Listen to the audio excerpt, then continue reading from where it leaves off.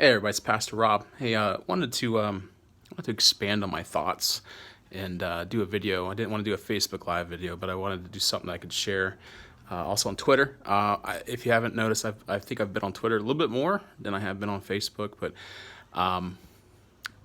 yeah, I posted something on Facebook today about believing women, and these are abstract thoughts. I was asked if there were a response to someone or some person's thoughts, and not necessarily. They were just thoughts. They originate because of this, obviously because of this whole Kavanaugh and Dr. Ford situation that we have in society, and this whole movement, if you will, of survivors coming forth and saying I believe her, or doing that the hashtag believe I believe and stuff like that. So my thoughts, basically what I say is that believing the woman doesn't mean that she's right. It just means that we're willing to take the time to understand whether or not we are wrong. And it is a very loaded statement, of course, because there is the prevalence in our society that men have positions of power, that is a male-driven society, and it highlights the reaction today that we are, I hope, trying to become a society that values equality. And so what I was saying is probably better explained with a parable, right? Because that's how Jesus would teach, right?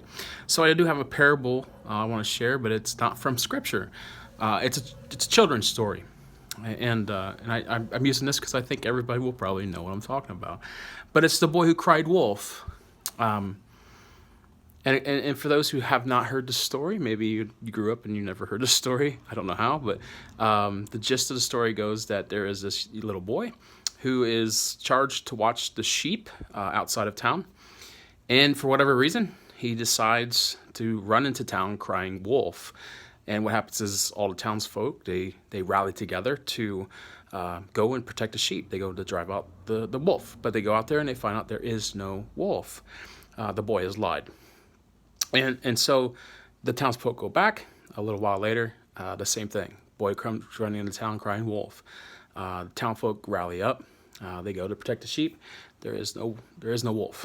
The boy has lied. And then finally a third time. But this time the boy has seen a wolf.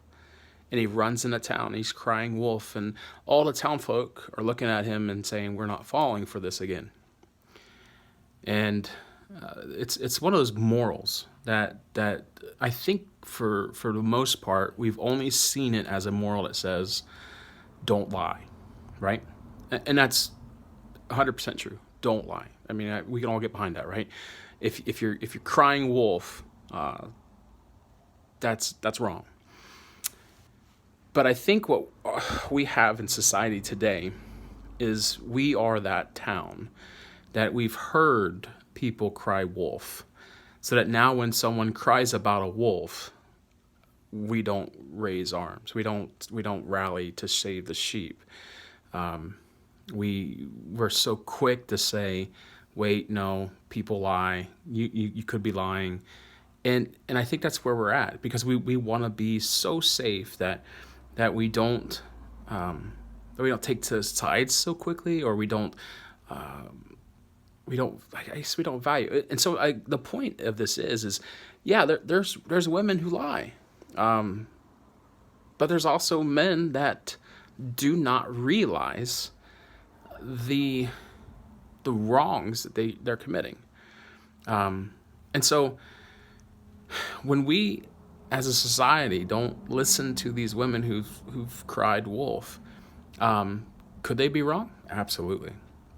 I think, and this to get a little political, I think when Kavanaugh answered that he does not doubt that what Dr. Ford says is true, what he doubts is whether or not he was the one that was doing it, and I think that was probably the most wisest thing that he could say. I don't agree with all the proceedings and all that stuff. But that's neither here nor there. The truth, or not the truth, but the power of that is we need to acknowledge that people have stories that have defined who they are, that have been suppressed. And if there is a wolf, oh by golly, we need to leap to action. And so, as a society, how do we move forward? How do we move forward, other than to create an equitable society where people don't have power and dominion over each other that is abused? And so, I guess that's the short, skinny version is we need to listen to people because they need to be empowered. And if it turns out they're wrong, you know what? It turns out they're wrong. But when we err to decide that they're wrong, we miss, I guess, the real voice of innocence.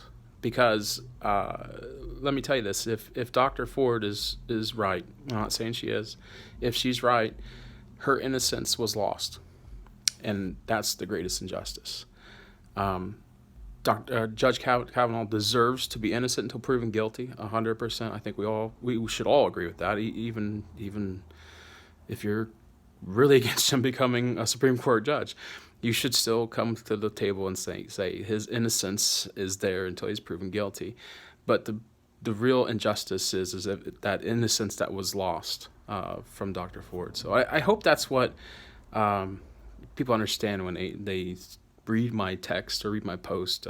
I can be very pragmatic when I text anything, social media.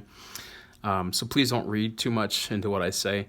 Allow me to have times like this where I unpack the meaning. So thanks, friends. Be blessed.